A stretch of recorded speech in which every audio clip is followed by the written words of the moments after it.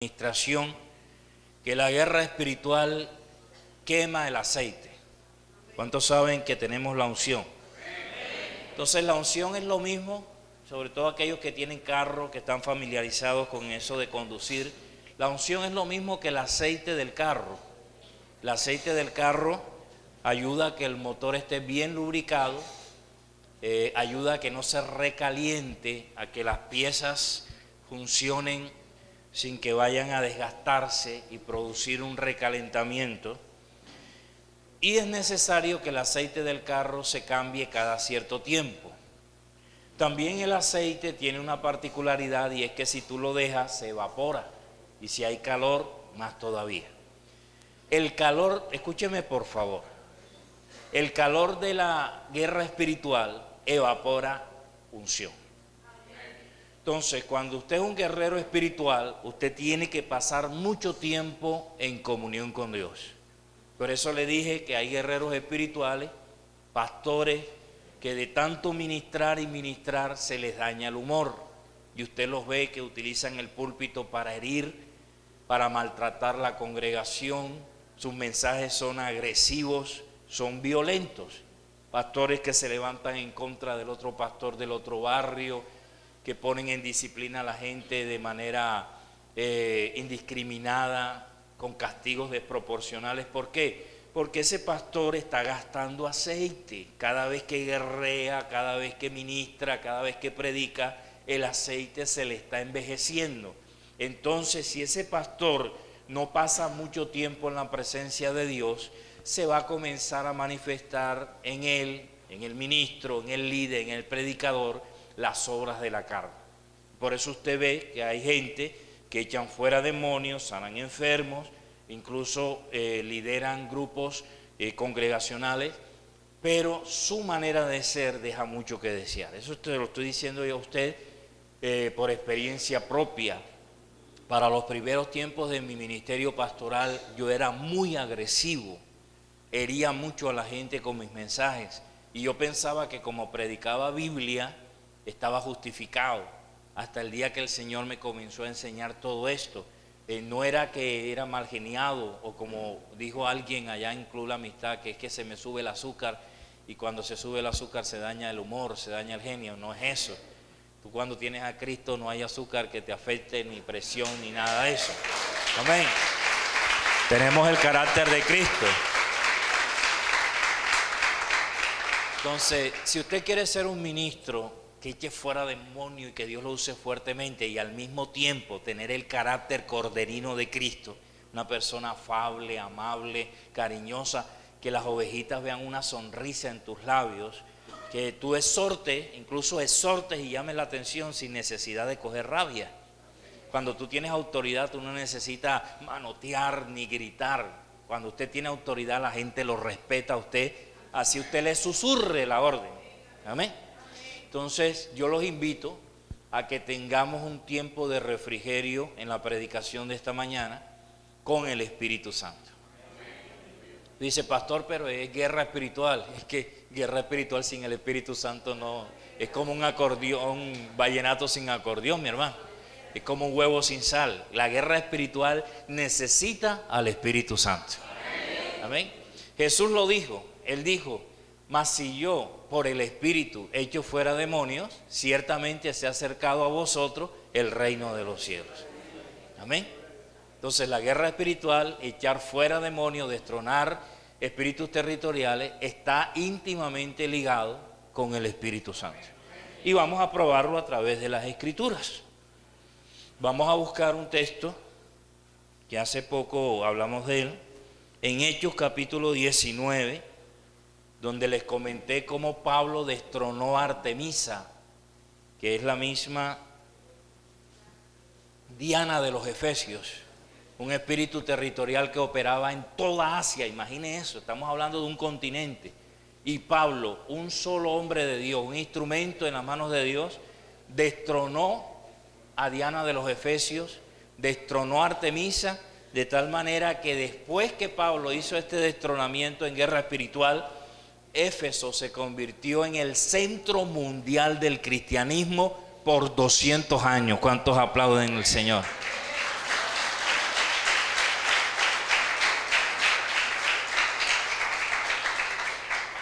Se lo digo de esta manera, y ese día se lo dije: pastor que se respete, que quiera hacer la obra de Dios como es debido, tiene que estudiar el capítulo 19 de Hechos de los Apóstoles. Allí el apóstol Pablo establece una congregación en Éfeso que durante 200 años se mantuvo siendo el centro mundial del cristianismo. Eso es algo poderoso.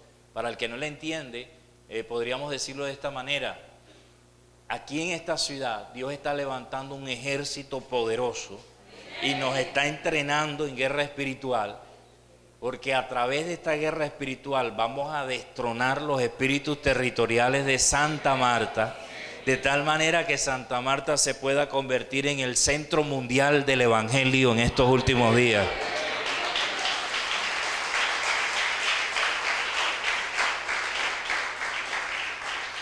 Entonces, ¿cuántos recuerdan? Tengo que hacer un resumen para enganchar lo que voy a decir hoy, que ese día no lo dije. Lo primero que dijimos que el apóstol Pablo hizo fue guerra terrestre. Él invadió Asia con señales y prodigios. Diga conmigo: guerra terrestre. La guerra terrestre, ¿cómo se hace? Predicando, sanando enfermos, liberando cautivos y rompiendo maldiciones. ¿Sí recuerdan? Pablo llegó a ser tan efectivo que los paños y los pañuelos de su cuerpo lo llevaban y los enfermos eran sanados y los endemoniados liberados solo con tocar las vestimentas de Pablo. Eso es lo que hizo Pablo primero: impactó de manera terrestre con señales, prodigios y milagros. Segundo, ¿cuántos recuerdan la loma de libros que costó 50,000 piezas de plata? Si a lo segundo que Pablo hizo fue guerra contra el ocultismo, y le enseñamos a usted que todo pastor y toda congregación tiene que aprender acerca de brujería, no para practicarla, ¿cuántos lo comprenden?, sino para contrarrestarla. Usted tiene que saber qué es brujería, qué es hechicería, qué es macumba, qué es vudú, qué es santería, qué es un altar, un entierro, un bebedizo. Eso no es opcional. Si tú quieres un avivamiento en tu congregación, la Biblia misma enseña que Pablo atacó el ocultismo en Asia, en Éfeso, de tal manera que los brujos se convirtieron, y fueron tantos que los libros de brujería fueron quemados y fueron contabilizados con el precio de 50,000 piezas de plata, que el equivalente en dólar es 4 millones de dólares, 12,000 millones de pesos. Puede imaginarse la cantidad de brujos, hechiceros, ocultistas que se convirtieron cuando Pablo atacó el ocultismo en Éfeso. ¿Vamos bien? Entonces, en las iglesias hay gnósticos, hay brujos, hay hechiceros. Supieron que hay devocional en avivamiento, se vienen acá disfrazados de cristianos y Biblia en mano, y están aquí en esta mañana escuchándome, y prueban poder con el que está allá arriba. Le tratan de afectar la voz, tratan de que se le olvide el mensaje, y están allí sentados con nosotros. Son gnósticos, son brujos, son hechiceros, y tenemos que saber que somos ovejas en medio de lobos. ¿Y qué les dije? Que hay que tener los ojos abiertos y los oídos despiertos. Amamos a todos, pero desconfiamos de todo mundo, porque cualquiera puede ser un instrumento del diablo en una congregación. Por eso usted siempre tiene que estar pendiente. Ellos atacan, siempre el punto de ellos es el grupo de alabanza, el grupo de oración de guerreros y los líderes de la iglesia. Como ellos logren entrar ahí, pueden tumbar una iglesia. Entonces el pastor tiene que ser alguien que está revisando. Yo aquí al templo, yo reviso, veo la terraza, miro si hay algo mal puesto, un frasquito, gotas de aceite, sal para arruinar, tierra de cementerio. Entonces tú tienes que estar alerta. ¿Por qué? Porque somos ovejas en medio de lobos. Amén. Y lo próximo que hizo Pablo, que fue atacar espiritualmente a la reina del cielo. Él espiritualmente y con la predicación se levantó en contra de esta diosa, de tal manera que, como les dije, produjo como resultado que Éfeso se convirtiera en el centro mundial del cristianismo durante 200 años. ¿Qué fue lo que le faltó ese día, pastor? Algo muy, pero muy importante, que pienso que Dios lo reservó para el día de hoy. Vamos a leer Hechos 19, versículo 1 en adelante. Pablo en Éfeso.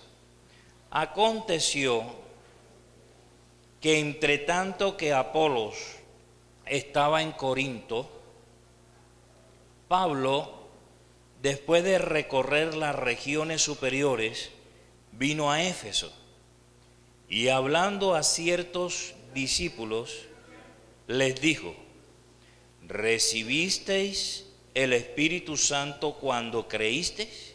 ¿Cuándo se recibe el Espíritu Santo? ¿Cuántos han creído aquí? Y ellos le dijeron: ni siquiera hemos oído si hay Espíritu Santo. Qué tristeza. Entonces dijo: ¿en qué pues fuisteis bautizados? Ellos dijeron: en el bautismo de Juan. Dijo Pablo: Juan bautizó con bautismo de arrepentimiento, diciendo al pueblo que creyesen en aquel que vendría después de él, esto es, en Jesús, el Cristo. Cuando oyeron esto, fueron bautizados en el nombre del Señor Jesús, y habiéndoles impuesto Pablo las manos, vino sobre ellos el Espíritu Santo, y hablaban en lenguas y profetizaban. Eran por todos unos cuantos, unos 12, diga conmigo, número de gobierno. Y entrando Pablo en la sinagoga, habló con denuedo por espacio de 3 meses, discutiendo y persuadiendo acerca del reino de Dios. Pero endureciéndose algunos y no creyendo, maldiciendo el camino delante de la multitud, se apartó Pablo de ellos y separó a los discípulos, discutiendo cada día en la escuela de uno llamado Tirano. Así continuó por espacio de 2 años, de manera que todos los que habitaban en Asia, imagínense eso, un continente, todos los que habitaban en Asia, judíos y griegos, oyeron la palabra del Señor Jesús. ¿Cuántos dan gloria a Dios? Y hacía Dios milagros extraordinarios por mano de Pablo. Diga conmigo: Señor, haz milagros extraordinarios por mano mía. De tal manera que aún se llevaban a los enfermos los paños o delantales de su cuerpo, y las enfermedades se iban de ellos y los espíritus malos salían. Pero algunos de los judíos exorcistas, ¿cuántos saben que es un exorcista? Es alguien que echa fuera demonios o pretende echarlo fuera, pero sin cumplir lo que dice la Escritura. Eran exorcistas ambulantes, intentaron invocar el nombre del Señor Jesús sobre los que tenían espíritus malos, diciendo: os conjuro por Jesús, el que predica Pablo. Había 7 hijos de un tal Esceva judío, jefe de los sacerdotes, que hacían esto. Pero respondiendo el espíritu malo dijo: a Jesús conozco y sé quién es Pablo, pero vosotros, ¿quiénes sois? Y el hombre en quien estaba el espíritu malo, saltando sobre ellos y dominándolos, pudo más que ellos, de tal manera que huyeron de aquella casa, desnudos y heridos. Aquí encontramos al apóstol Pablo estableciendo el reino de Dios a través de la guerra espiritual. Dijimos que los cristianos no levantamos templos, establecemos reino. Voy a repetirlo para que esto entre en las médulas de tus propios huesos. Si usted dirige su ministerio para levantar un edificio, un templo, un ministerio, un nombre, usted se va a cansar y se va a frustrar, porque no pueden andar 2 juntos si no están de acuerdo. Si usted quiere que Dios lo respalde y que efectivamente haya un edificio grande y todas las instalaciones para su ministerio, debe entender que la prioridad de Dios para ti no es levantar un edificio, sino establecer el reino de Dios en esta tierra. Cristo no tuvo edificios donde reunir a sus discípulos. Él les predicó afuera, en lugares públicos. Sin embargo, Él edificó el templo más hermoso, más majestuoso y más esplendoroso de toda la historia. Jesucristo levantó un templo espiritual, no con bloques ni ladrillo, sino con almas redimidas en la sangre de Jesucristo.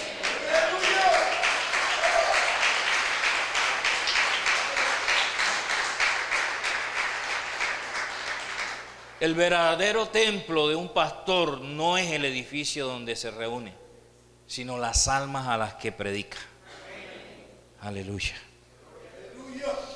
Pablo llega y él no piensa en cemento, ni en bloque, ni permisos para construir, ni en vender empanada y arepa para poder levantar un edificio. Él piensa en ganar multitudes.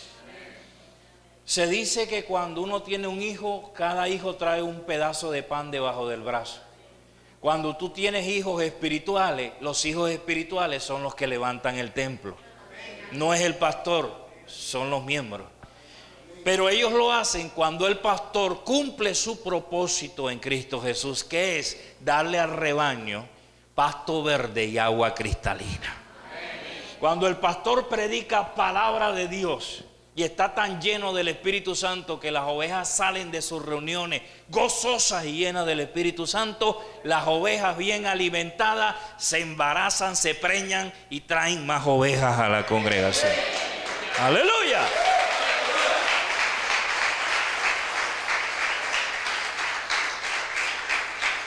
Así que Pablo llega a Éfeso y él no busca nada material, él busca alma, y buscando alma encontró que habían 12 discípulos varones que ya habían creído en la palabra de Dios. Entonces, ministros de Dios, siervos que me están escuchando en esta mañana, yo tengo una idea en mi corazón. Si Dios me llamó como pastor, es porque hay gente que voy a pastorear.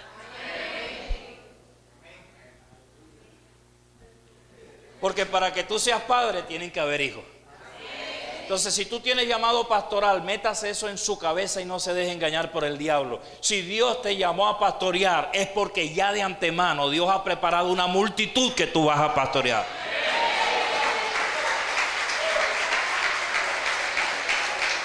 ¡Santo! ¿Cuántos son padres espirituales? Un padre espiritual siempre está buscando hijos.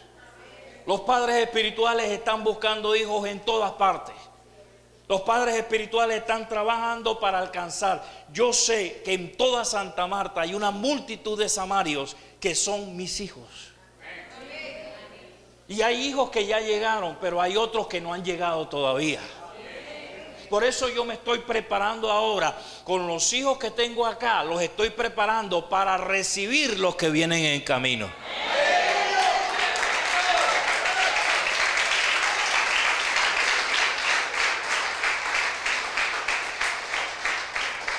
Por eso no menosprecié los 24 discípulos que Dios me dio el primer día que vine aquí. Porque el reino de los cielos es como la semilla de mostaza que comienza pequeño pero termina siendo muy grande. Amén. Yo tengo que ser fiel en lo poco para que Dios me ponga en lo mucho. Amén. Una congregación pequeña no debe desanimar a los pastores. Al contrario. Si Dios te ha dado un grupo pequeño, es porque Dios quiere que tú trabajes con ese grupo. ¿Por qué? Porque ese grupo va a ser la plataforma que te va a llevar a alcanzar multitudes. Entonces, hay ministros que se desaniman porque el grupo es pequeño, porque hay sillas vacías, porque la mayoría de la gente del barrio, del pueblo, no vino a la reunión. Y repartí 20,000 volantes y pusimos programas en la radio comunal y pusimos propaganda en la televisión y no vinieron, pastor. No te desanimes, sé fiel en lo poco y Dios te pondrá en lo mucho.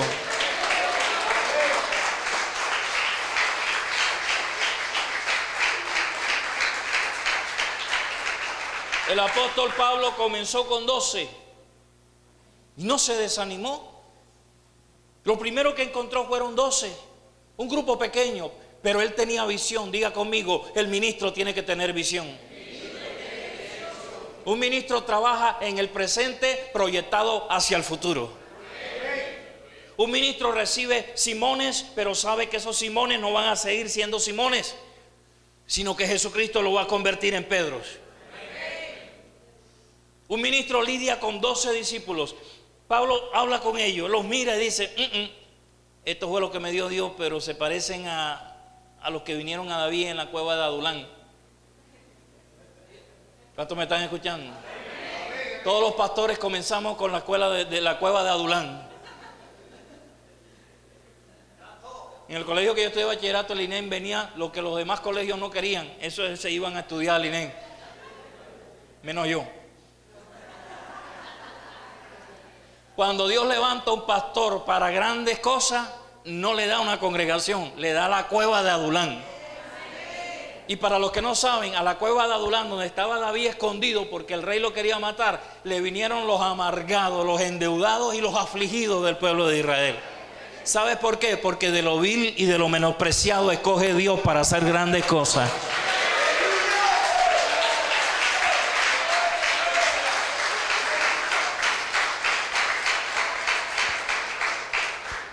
Pablo va a conquistar todo un continente asiático, va a destronar a la reina del cielo, adorada no solo en Éfeso, en Asia, sino también en toda la tierra, dice la Escritura. Y para esa empresa Dios le da 12 discípulos varones que no sabían nada del Espíritu Santo, que no sabían nada del bautismo de Jesús, que simplemente habían escuchado a Juan el Bautista, que no echaba fuera demonios, que no sanaba enfermos, que no liberaba cautivos, sino que predicaba solo la palabra. Y en la visión y la línea teológica de Juan el Bautista encuentra 12 instrumentos que no servían, no tenían la condición para un avivamiento. Entonces Dios no te va a entregar a ti gente lista para un avivamiento. Tú tienes que aprender a trabajar con la materia bruta. No se me ofenda. ¿Sabes por qué? Porque si Dios te da a ti gente ya preparada, que venga lista, tú no los vas a valorar. Pero cada vez que has llorado por tus ovejitas, cada vez que has golpeado el piso en dolores de parto por la congregación, Dios forma en el corazón del pastor amor por el rebaño. Entonces ya tú no estás detrás de multitudes para inflar el ego. Y cuando venga el palacio de cristal que Dios te va a dar, no se te va a subir a la cabeza. ¿Por qué? Porque te acuerdas de todas esas lágrimas, todo ese llanto, todo ese sacrificio, todo ese dolor que te demandó levantar esa congregación. Y aunque Dios te dé un templo bonito de drywall, de porcelanato, instrumentos, aire acondicionado, tu corazón lo único que le interesa es el bienestar del rebaño, la seguridad de las ovejas. ¡Aleluya!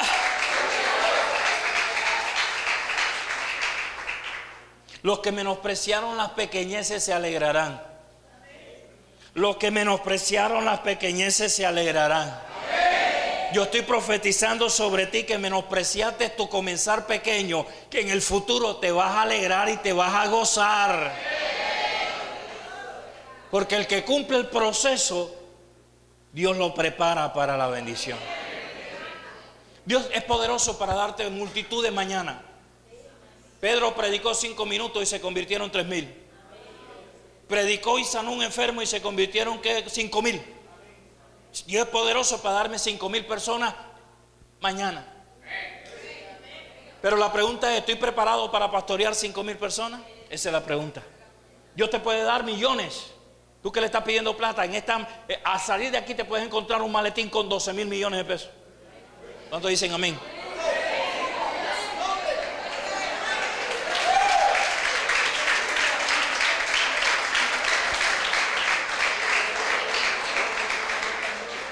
Pero tú dices: pastor, ¿y por qué no lo hace si él tiene el poder para hacerlo? Porque no estás preparado. ¿Te volverías loquito? Lo primero que harías es que no le darías los diezmos de los 12,000 millones de pesos al Señor, porque te parecerían muy altos, mucha plata para darle de diezmo. Entonces te irías a comprar cosas y le comprarías a tus hijos. Muy pronto tus hijos estarían en discoteca, en droga, en alcoholismo. Tú ya no vienes a la iglesia porque como tienes todo, ¿ya qué voy a pedir? Ya no necesito a Dios. Entonces, no estás preparado, Dios no te puede dar la bendición. Entonces, a Dios lo que interesa es que tú cumplas con el proceso que Dios tiene con tu vida. Y los pastores tenemos que saber que la congregación tiene que tener un proceso. Y cuando no se ve la bendición, no es que Dios no esté enojado con nosotros, que nuestro ministerio no es de Dios, es que tenemos que cumplir el proceso. Y cuando se cumpla el proceso, se abren los cielos y Dios derrama la bendición.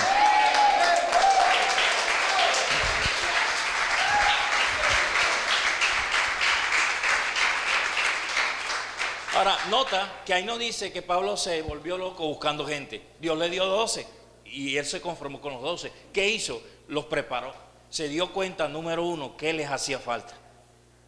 Y mira que antes de decirle cualquier cosa, lo primero que le dijo fue: ¿recibiste el Espíritu Santo? ¿Ustedes saben por qué él le hizo esa pregunta? Porque es lo más importante, hermanos. Él no le dijo: ¿tienen títulos teológicos? ¿Tienen carnet de CENCA? ¿Se matricularon en la Universidad Oral Roberts de los Estados Unidos? No. A Pablo no le interesó si tenían plata en el bolsillo, si tenían carro último modelo. Pablo le interesó lo más importante que debe haber en la vida de un cristiano. Pablo le dijo: ¿recibiste el Espíritu Santo? Porque si vamos a conquistar un continente, necesitamos al Espíritu Santo. No es con ejército ni con fuerza, es con mi espíritu, ha dicho Jehová de los ejércitos. La guerra espiritual es con el Espíritu Santo. El hombre fuerte lo ata uno más fuerte. Y de entre todos los espíritus inmundos y los espíritus demoníacos y los espíritus angelicales, el más fuerte es el Espíritu Santo. El más poderoso es el Espíritu Santo. El gran espíritu se llama el Espíritu Santo.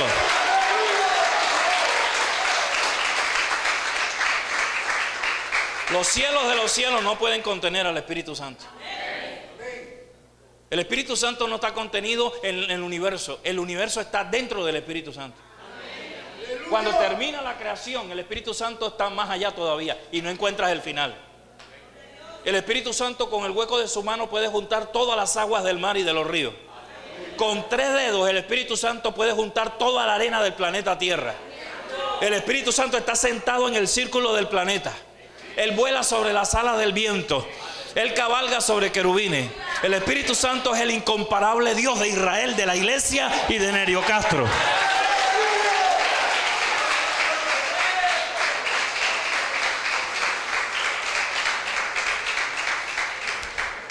Lo que Pablo está diciendo ahí es: sin el Espíritu Santo no vamos para ningún Pereira, mi hermano.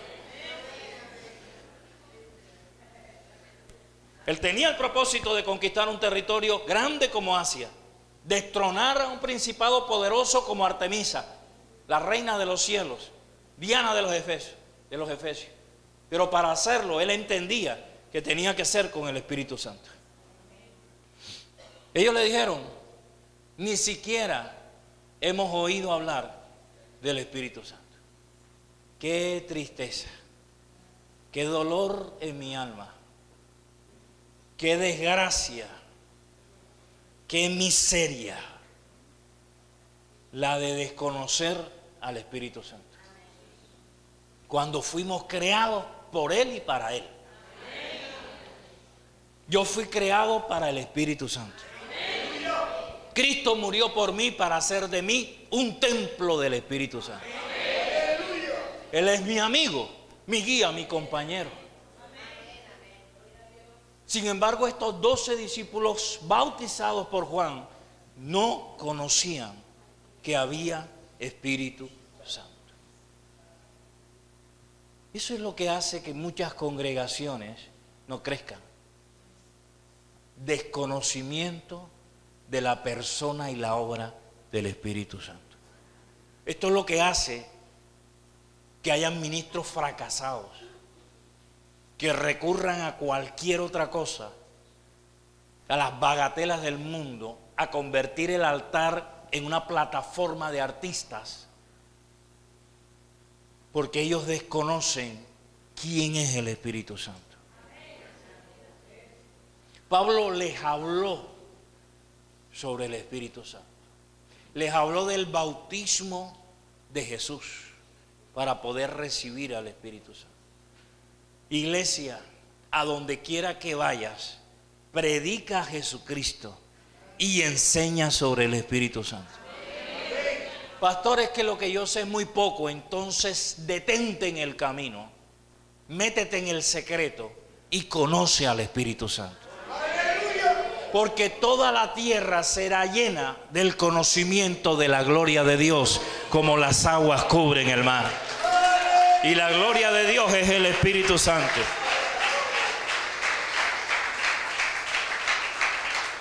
En esta mañana los comisiono en el nombre de Jesús. A donde quiera que el Dios del cielo los lleve, prediquen a Cristo y enseñen sobre el Espíritu Santo. Campo de la Cruz fue avivada. Comenzamos campaña. Me habían contratado para predicar en la noche. Yo le dije, ¿y qué vamos a hacer en el día? Reúneme a los bautizados, a los miembros de la iglesia, para darles un seminario sobre el Espíritu Santo en la mañana, y tráeme el pueblo en la noche para predicarles a Cristo. Comenzamos 7 días. El pastor me dijo, ¿cómo están sus fuerzas, Nerio? Dijo, bien. ¿Seguimos? Seguimos.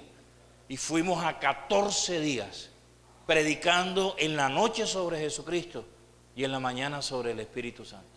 28 enseñanzas. El templo no daba para la cantidad de gente que venía. Sanidades, milagros, prodigios. La iglesia cuadrangular de Campo de la Cruz quedó encendida en el fuego del avivamiento, porque se predicó a Cristo y se enseñó sobre el Espíritu Santo. La gente necesita conocer al Espíritu de Dios. Por eso hay que presentarles a Jesús, porque Jesús es la puerta para que todos recibamos al Espíritu Santo. Después de predicarles, los bautizó. ¿Qué estaba haciendo Pablo? Estaba corrigiendo lo que estaba mal. Yo no puedo salir a la calle con un ejército enfermo. ¿Qué voy yo a pensar en campaña? ¿Qué voy yo a pensar en una actividad en un parque si el ejército que voy a sacar está enfermo, está debilitado? Nos encerramos en acuartelamiento y trabajo con los 12 que Dios me dio. Les predico a Cristo, les enseño sobre el Espíritu Santo. El que no se ha casado se casa. Los que viven en fornicación se corrige. El que todavía está en droga se corrige. Entonces cuando el ejército está, aunque sea pequeño, cuando el ejército está 1A, entonces cuando salgo a ganar a los que están afuera. Ahora mira lo que dice la Biblia, bautizándolos en el nombre de Jesús. El apóstol Pablo, ¿qué hizo? Impuso las manos sobre ellos. Hoy en día encuentras iglesias donde la imposición de manos ya no se ve. Y no saben la bendición grande que hay en la imposición de manos. Cuando Moisés pastoreó el pueblo de Israel, le dijo a Dios, como algunos de nosotros, Señor, tú me has dicho que pastoree este pueblo y no me has dicho quién va conmigo. ¿Quiénes van a ser los diáconos? El grupo de alabanza, los líderes. ¿Quién va conmigo en esta empresa ministerial, Señor? Y el Señor le dijo, ve y búscate 70 ancianos y tráelo. Y el espíritu que está en ti, yo los voy a poner en ellos. Diga conmigo, transferencia de espíritu. ¿Por qué avivamiento y el pastor caminan juntos? Porque en avivamiento imponemos las manos. Ahorita impuse las manos sobre los pastores. ¿Qué sucedió allí? Hubo una transferencia de espíritu. Las manos son transmisoras. Las manos son transmisoras. Cuando usted coloca la mano sobre una persona, lo que está en usted pasa a la persona. Entonces, si un pastor quiere que los líderes y la congregación se unifiquen con su visión, que no haya división interna, el pastor tiene que practicar enseñanza del Espíritu, de la palabra, predicar a Jesucristo e imponer las manos. Cuando enseñas la palabra, impartes conocimiento. Cuando impones las manos, transfieres poder de Dios. Y el pastor dice, oye, pero la iglesia no me sigue. Una de las cosas que me han dicho a mí siempre aquí, oiga, pastor, usted dice algo y todo el mundo le sigue. Usted dice, vámonos para el club de la amistad, todo el mundo coge para allá. Vámonos para acá para el Atlántico, para allá para Casa Grande. Y la iglesia se le va. Hagamos devocionales. Metámonos en ayuno. ¿Dónde viene ese respaldo? Que el mismo espíritu que Dios puso en Nerio Castro ha sido transferido a la congregación.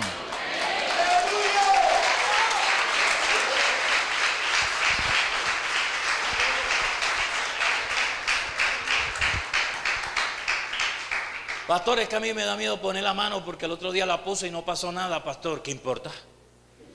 La Biblia dice que impongamos las manos. Dios se encarga de los demás. Además, no siempre que Dios se mueve se ve. Dios es experto en moverse sin que nosotros lo veamos. Hay personas que tú le impones la mano y nada pasa, no tiemblan, no lloran, no caen, pero más tarde te dicen, oiga, yo tenía una enfermedad y cuando usted me puso la mano fui al médico y el médico me dijo que la enfermedad desapareció. Me dijo un varón aquí, pastor, haga guerra espiritual porque cuando usted hace guerra espiritual pasamos el día sabroso, sin malos pensamientos, sin pesadez. Otra hermana me dijo en estos devocionales, pastor, una amiga mía entró, usted estaba adorando a Dios en la silla allá en el lobby donde usted se pone y ella lo vio usted resplandeciente con una camisa blanca, blanca, y se sorprendió porque usted subió al púlpito y la camisa que tenía era azul.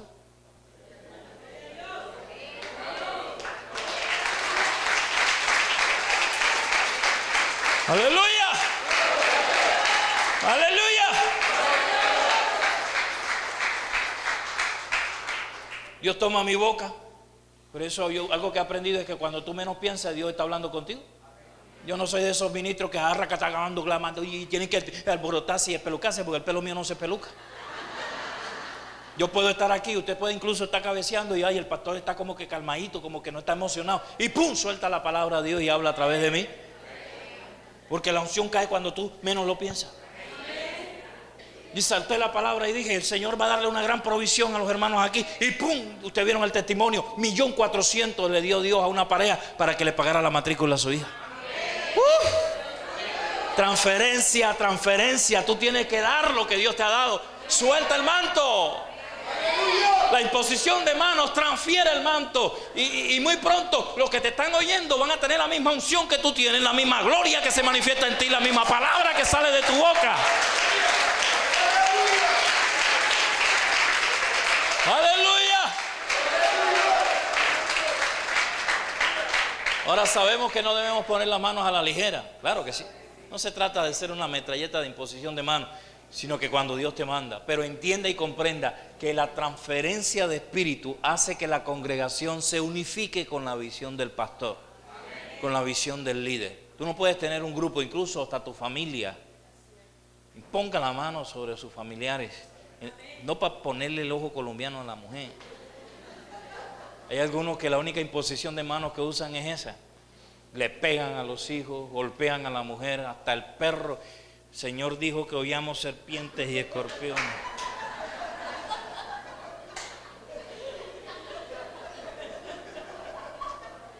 Usted no sabía que hollar es patear.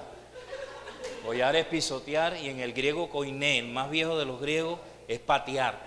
Yo dije, santo, Jesús dijo, os doy potestad para pisotear y patear demonios y espíritus inmundos. ¿Cuántos jugaron bola de trapo aquí?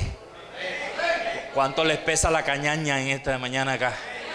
Bueno, ya sabes, cada vez que usted hace guerra espiritual, usted está pateando los demonios. En breve Dios aplastará a Satanás bajo tus pies.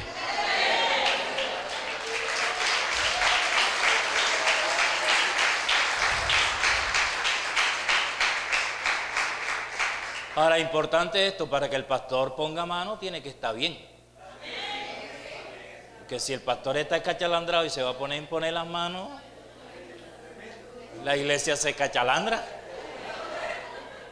La idea es que yo me lleno, palabra, poder, limpiecito, santico, y vengo acá y transfiero bendición. Pero si el pastor es un sinvergüenza que va a imponer mano, arrepiéntete, hijo del diablo. Vas a contaminar el rebaño del Señor. Así también los predicadores y los ministros. Uno pone mano cuando uno tiene algo bueno que dar. Hay gente que tú le pones las manos y le da dolor de cabeza. Hay gente que le pone la mano a uno y uno sale y queda todo toromboloco. ¿Y qué pasó? Porque también hay transferencia de espíritus demoníacos. Y el pecado se transfiere. Si las manos son transmisoras, lo que tú tengas, sea bueno o sea malo, pasa a la otra persona. Pero si usted no se deje poner la mano en la cabeza de ninguno, solamente de gente que usted sabe que es de Dios. No es que hermano que ore por mí, ore por mí. A mí me gusta la gente que dice, no, a mí nada más me ministra el pastor. A mí nada más me ministra la pastora y líderes autorizados por el pastor. No ves que tú ves apariencia, pero tú no sabes cómo está esa persona. Aleluya. Bueno, no quiero detenerme ahí. ¿Cuántos entendieron lo importante que es imponer las manos? Mire, una persona, escuche, a veces para imponer las manos no es necesario así. Mire, una persona está enojada y está botando espumarajo contra ti, manoteándote, y tú la agarras y enseguida se calma. Nada más con que tú la toques. Toca a la persona que tú ves que está alterada y verás que te está reclamando y tú le pones la mano en el hombro y pero cálmate y decía, ay, verdad, yo no lo había visto así. Perdóneme, pastor. Las manos tienen un poder tremendo. Mire, ustedes lo saben, yo se lo he enseñado, pero aquí hay gente que no sabe. Mire, la mano es tan poderosa, la mano de un ministro, que la Biblia habla de un abuelo que iba a ministrar a sus nietos y cruzó las manos, porque la mano derecha era más bendecida que la izquierda. Imagínate esto. La derecha tiene más bendición que la izquierda. Ahora, yo no sé los zurdos cómo harán, pero eso es lo que me enseña la palabra. Entonces el abuelo ve al mayor, porque el papá los puso para que el mayor le quedara debajo de la derecha. Y el abuelo cruza las manos. Y el papá dice, no papi, así no es. El mayor es este.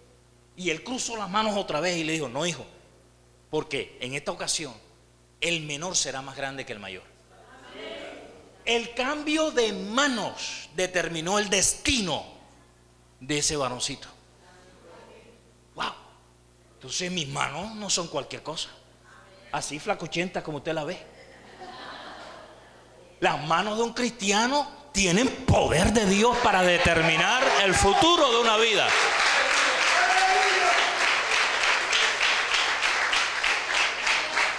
Levanta las manos.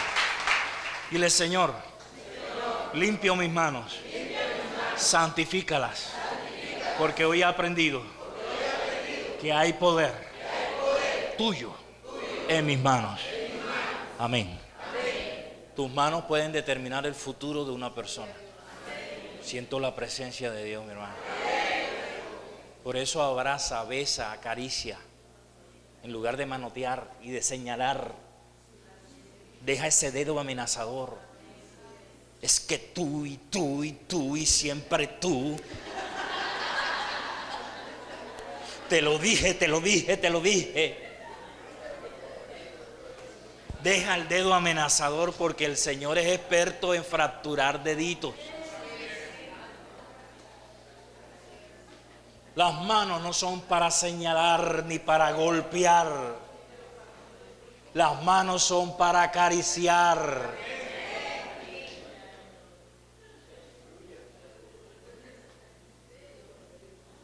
¿Cuándo fue la última vez que abrazaste a tu hijo rebelde?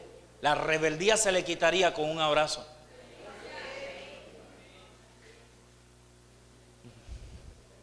Ya vamos a terminar.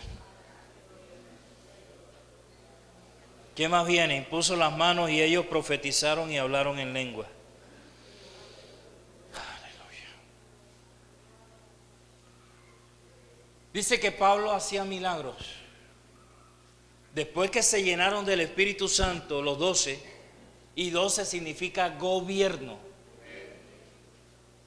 La primera congregación que recibe un pastor son los futuros líderes para gobernar la iglesia.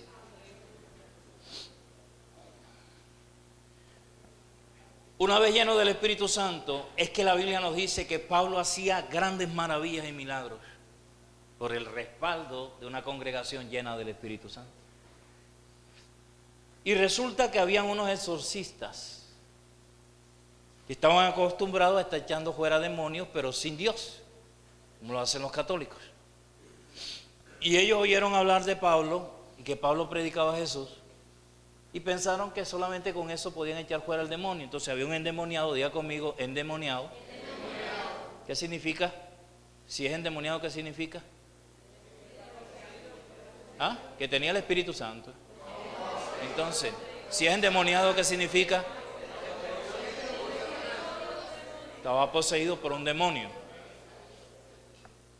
Estos 7 hermanos tratan de echar fuera al demonio y le dicen: te conjuramos en el nombre de Jesús, el que predica Pablo. Estaban más perdidos que el hijo de Limber.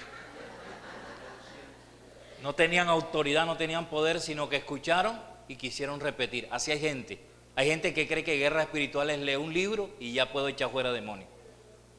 Hay gente que cree que guerra espiritual es escuchar a un predicador en internet y listo, ya estoy para destronar principados.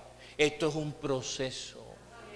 Un guerrero espiritual no se hace de la noche a la mañana. Esto es un proceso. Y usted tiene que entrenarse en la escuela del Espíritu Santo. Y no puede moverse hasta que Dios se lo diga, porque o si no, en lugar de recoger, desparramas el reino de los cielos. Porque el que conmigo no recoge, desparrama, dijo Jesucristo. Y ellos desparramaron el reino de los cielos. Mencionaron el nombre de Jesús, el nombre de Pablo. ¿Y qué pasó? El demonio que estaba en la persona habló. Diga, los demonios hablan. Y dijo: yo conozco a Jesús. Imagínate, no lo va a conocer. Seguro que el demonio dijo: yo conozco a Jesús y sé quién es Pablo. Número 1, los demonios hablan. Así que tenga mucho cuidado cuando lo está echando fuera, porque ellos pueden decir algo que te va a perjudicar. Como no estés bien con Dios, el demonio te puede dejar avergonzado. Número 2, los demonios conocen a Jesús y se dan cuenta si Jesús está en mí. Cuando yo echo fuera un demonio, Maye, el demonio grita no porque me vea a mí, sino porque ve a Jesús en mí. El demonio se aterroriza no porque te vea a ti, sino porque tú eres portador de la presencia de Cristo. Ellos dicen: yo conozco a Jesús, y también dije, y sé quién es Pablo. ¿Por qué? Porque Pablo tenía autoridad de Cristo para echar fuera demonios. Cuando los discípulos echaron fuera demonios, es como muchos de nosotros, la primera vez, niñito con juguete nuevo. Y vinieron contentos: Jesús, Jesús, Jesús, aleluya, los demonios se nos sujetan. Y Jesucristo se los quedó mirando, así como mira el que ya tiene tiempo, ¿verdad? El que tiene experiencia, el que tiene colmillo. Cuando los calenturientos se gozan porque echaron fuera un demonito ahí. Y el que está experto en echar principados se los queda mirando y les dice: no se gloríen, no se gocen tanto en que los demonios se sujetan. Gloríense en que sus nombres estén escritos en el cielo.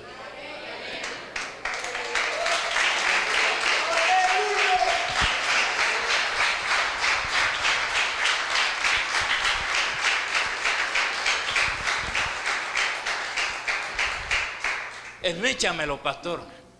Jesús lo que está diciendo es que hay gente que echa fuera demonios, pero hace rato que le borraron el nombre del cielo. Porque como estos exorcistas dijeron: no, en el nombre de Jesús, Pablo, sin saber mucho de guerra espiritual, sin aprender del pastor, sin preguntarle al pastor o a una persona ducha a ver si esto es de Dios, si no es de Dios, sino que se calenturiento. Y cometieron tantos errores que el nombre se lo borraron de allá arriba. Gente pecadora, pecadores con Biblia debajo del brazo, están echando fuera demonios, están hablando en lengua, están predicando en las plazas, y en aquel día el Señor les dirá: sí, predicaron en las plazas, echaron fuera demonios, pero apartados de mí, hacedores de maldad. La gloria no está en que los demonios te sujeten, la gloria está en que tu nombre permanezca escrito en el reino de los cielos. La gloria está en que somos salvos. La gloria está en que nos conocen allá arriba, no que nos conozca el demonio. Los demonios saben qué nivel de santidad tienes tú. Y te pueden avergonzar como usted se ponga, está echando fuera demonios, haciendo guerra espiritual, sin estar en la condición en que debe estar. Dice que el demonio se levantó. ¿Cuántos eran? 7 hombres. Y el demonio solito los sujetó, los venció de tal manera que salieron corriendo heridos y sin ropa. Un demonio avergonzó a 7 hombres. Eso me dice que los demonios tienen una fuerza sobrenatural. Entonces, al ministrar liberación, nunca ministre liberación usted solo. ¿Sí te das cuenta? Y aquí yo he visto calenturientos ministrando solo.